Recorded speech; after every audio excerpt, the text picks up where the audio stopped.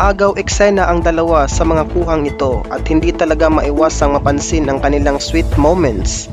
Sa larawan, makikitang magkasama sina Daniel at Kyla habang naglalakad kasama ang kanilang entourage. Pero ang mga napansin ng mga netizen, yung closeness nila.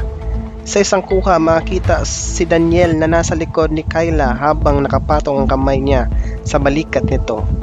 At sa isa pang shot, magkatabi silang naglalakad sa parehong naka-sunglasses, parang very comfortable at walang awkwardness. Panoorin natin ang video.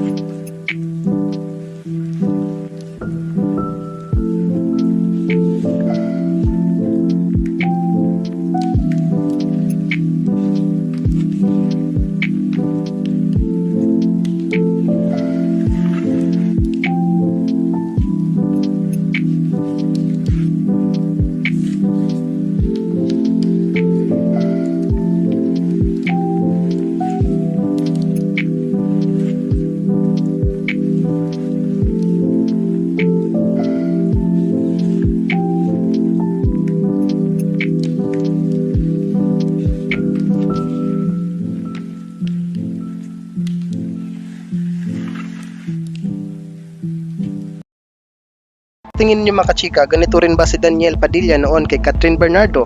I-comment lang sa comment section ng iyong sagot at huwag kalimutang mag-subscribe, like, comments, and share for more updates.